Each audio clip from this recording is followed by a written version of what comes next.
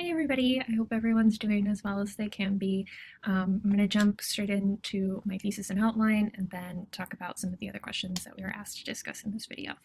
So, my thesis, as it stands now, is an analysis of the social media goals, strategies, and manifestations of ISIS and the alt-right reveal that although strategies and manifestations might overlap, the goals of these organizations differ fundamentally and thus necessarily require differing strategies to combat them.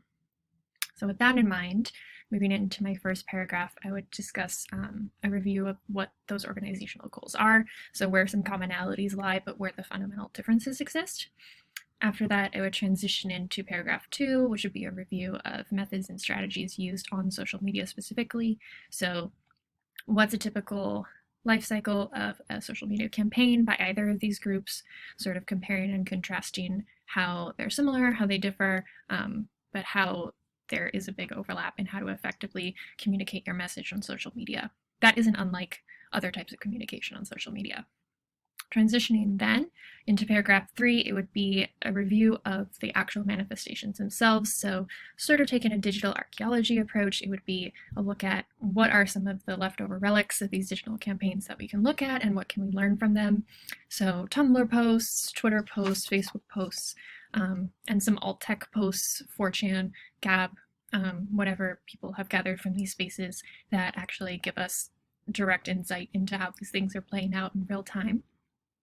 Then moving into paragraph 4, I would talk about how to combat terror, which is primarily overt messaging, really intense, focused campaigns that leverage momentum through journalism and different ways to disrupt a narrative that in reporting it you actually amplify, which is somewhat similar to paragraph 5, which would be combating mainstreaming, where the feedback loop is a little bit more subtle, and also the strategies needed to effectively combat that loop look a little bit different.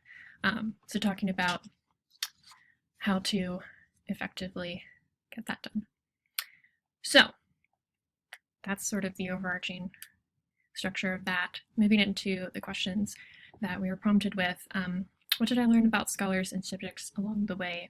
Scholars specifically are really putting their lives on the line for this work. I think we all sort of know that journalists and governments sort of place people in situations where they put their lives on the line for information, but this is also true of scholarship. A lot of these people are threatened, their families threatened, etc. That's been really eye-opening. I think sort of think of walled off scholars as somehow insulated and protected from that, but they definitely aren't. With regard to the subject itself, it really opened my eyes to the fact that there are a lot of different goals of extremist groups. I sort of entered it thinking that they all shared the same goal, which is obviously incredibly myopic. So my ideas definitely evolved from there, realizing that there are strategies that they might all employ, but that their goals are different and that combating them is necessarily going to be different because of that. For high quality sources in this, I tried to follow sort of fact-checking procedures that I'm familiar with. Also looking at publication in peer-reviewed journals, which is something in my resources that I really want to expand on for the final paper. So I want to dive deeper into peer-reviewed journals to find more scholarship, although following scholars on Twitter has been really rewarding. So in that sense, social media has played a big role in this learning, following these voices on different social media channels, and Whitney Phillips specifically has been really great to follow, particularly for COVID-related ways that extremists are leveraging false narratives right now. That was really informative. And technology in general, I would say having Canvas, having all of you, email, looking at these wikis, YouTube has been great just because it's given me institutional access that I might not otherwise have. And yeah, technology is kind of what's allowed me to learn in this process at all. So I would say that it's sort of been really pivotal to my learning. And being able to connect to different networks and get their expertise has been really valuable. So I hope you all are well. I hope you stay well, and all my best to all of you, and good luck with your final papers. Thank you.